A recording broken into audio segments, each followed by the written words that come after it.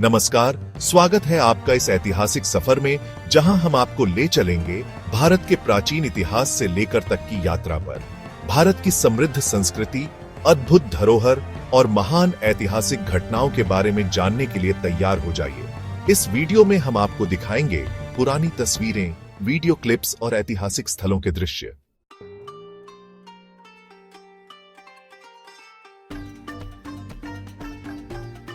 पूरा वीडियो देखें और जानें भारत की अनोखी कहानी।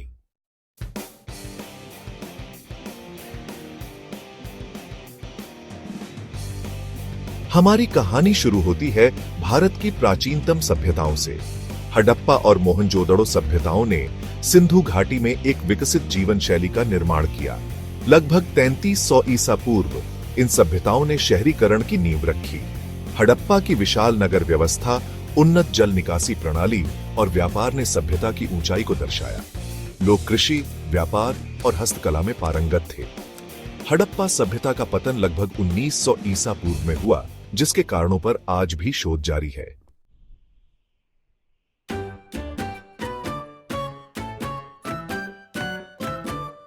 हड़प्पा सभ्यता के पतन के बाद भारत में वैदिक काल का उदय हुआ।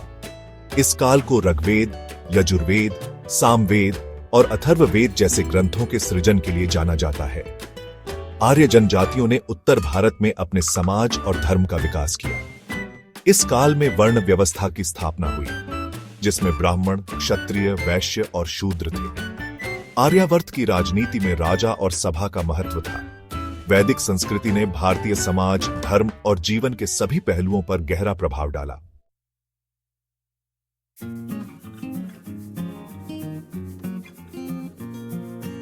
लगभग 6ठी सदी ईसा पूर्व भारत में महाजनपदों का गठन हुआ। ये स्वतंत्र राज्य थे जिनमें मगध, कोसल और वत्स प्रमुख थे। इसी समय बौद्ध धर्म और जैन धर्म का उदय हुआ। गौतम बुद्ध ने अहिंसा, शांति और सरल जीवन का संदेश दिया, जो आज भी भारत की सांस्कृतिक धरोहर का हिस्सा है। बौद्ध धर्म ने न केवल भारत बल्कि पूरे एशिया में अपनी गहरी छाप छोड़ी। राजा अशोक ने बौद्ध धर्म को अपनाया और इसके प्रसार के लिए कई मठ और स्तूपों का निर्माण कराया।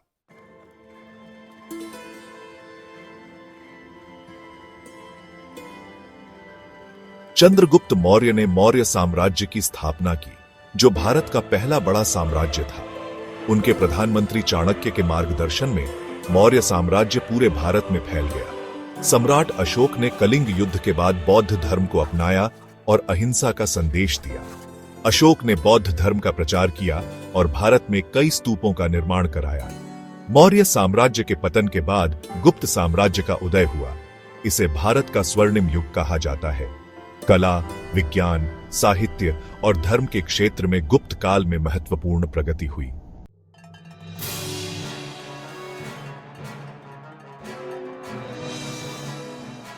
ग्यारहवीं सदी में भारत पर इस्लामी आक्रमण शुरू हुआ। मोहम्मद गोरी ने भारत के कई क्षेत्रों पर विजय प्राप्त की और कुतुबुद्दीन ऐबक ने दिल्ली सल्तनत की स्थापना की। दिल्ली सल्तनत के तहत भारत में इस्लामी शासन का विस्तार हुआ। खिलजी, तुगलक और लोदी वंशों ने दिल्ली पर शासन किया।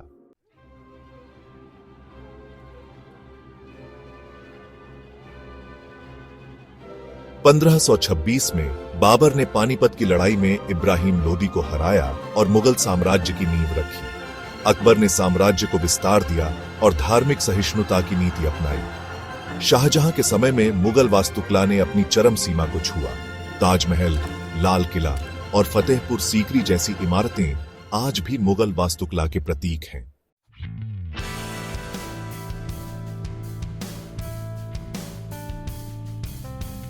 18वीं सदी के अंत में ब्रिटिश ईस्ट इंडिया कंपनी ने भारत में अपना वर्चस्व स्थापित किया।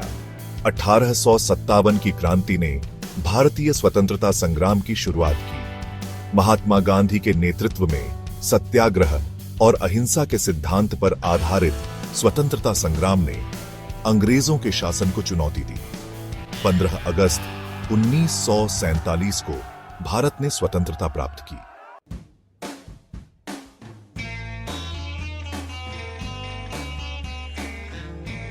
स्वतंत्रता के बाद भारत ने संविधान का निर्माण किया और खुद को एक लोकतांत्रिक गणराज्य घोषित किया। पहले प्रधानमंत्री जवाहरलाल नेहरू ने औद्योगिकीकरण और विज्ञान में प्रगति के लिए कई कदम उठाए। आज तक का भारत दुनिया की सबसे तेजी से बढ़ती अर्थव्यवस्थाओं में से एक है।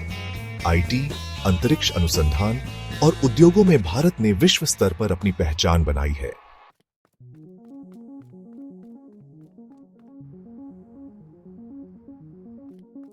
भारत की यह यात्रा प्राचीन काल से लेकर आज तक की एक प्रेरणादायक कहानी है। क्या आप जानते हैं कि भारत का भविष्य कितना उज्जवल है?